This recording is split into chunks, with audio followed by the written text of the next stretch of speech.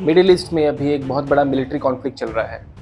28 फरवरी 2026 को इसराइल और अमेरिका ने मिलकर एक जॉइंट मिलिट्री स्ट्राइक किया, जिसमें बताया जा रहा है कि ईरान के बड़े बड़े पॉलिटिशियंस और मिलिट्री को काफ़ी बड़ा इम्पैक्ट हुआ है। इस अटैक के पीछे क्या वजह थी, सुप्रीम लीडर अली खमीनी की डेथ कैसे हुई, आइए इस वीडियो में समझते हैं। इसराइल और यूएसए का कहना है कि ईरान अपने न्यूक्लियर टेक्नोलॉजी को इतना एडवांस कर रहा है कि फ्यूचर में वो न्यूक्लियर वेपन्स बना सकता है। अगर ईरान ने न्यूक्लियर वेपन्स बना लिए तो मिडिल ईस्ट के अंदर जो पावर बैलेंस है वो कम्प्लीटली चेंज हो जाएगा।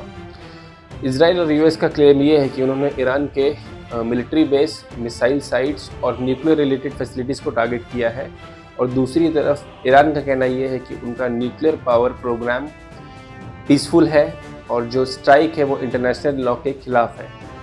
इस वजह से जो सिचुएशन है वो बहुत ज़्यादा ही ख़राब हो चुकी है। 28 फरवरी 2026 को यूनाइटेड स्टेट्स एंड इसराइल ने एक कोऑर्डिनेटेड एयर अटैक लॉन्च किया है, जिसे डिस्क्राइब किया गया है कि ईरान के nuclear missiles and leadership targets को हिट किया गया है। उस एयर स्ट्राइक में मिसाइल्स, एयरक्राफ्ट और ड्रोन्स का यूज़ हुआ है। जो ईरान की राजधानी है तेहरान, वहाँ पे अटैक हुआ है, और बाकी के जो स्ट्रेटेजिक साइट्स हैं वहाँ भी एक्सप्लोजन हुए हैं।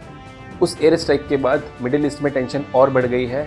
सबको लग रहा है कि वर्ल्ड वॉर 3 हो जाएगा, और वॉर की जो वार्निंग है वो अब डेली की हेडलाइन बन चुकी है। मल्टीपल इंटरनेशनल सोर्सेज ने ये कंफर्म किया है कि ईरान के जो सुप्रीम लीडर थे अयतुल्लाह अली खमीनी, उनकी डेथ हो चुकी है उस स्ट्राइक में।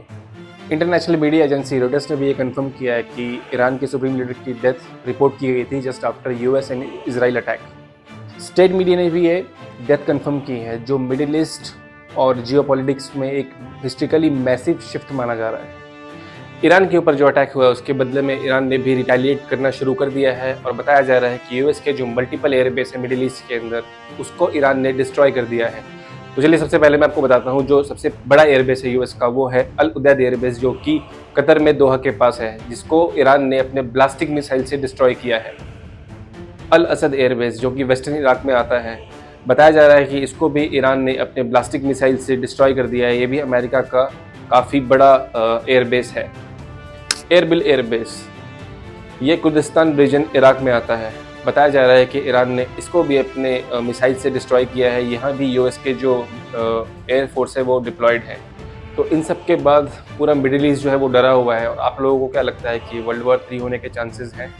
देखिए, अगर मुझे पर्सनली बताऊं तो मुझे नहीं लगता है कि वर्ल्ड वॉर 3 होगा, क्योंकि एट द एंड हर कंट्री शांति चाहता है। हर कंट्री चाहता है कि उनके सिटीजन्स को, सिविलियंस को कोई दिक्कत ना हो।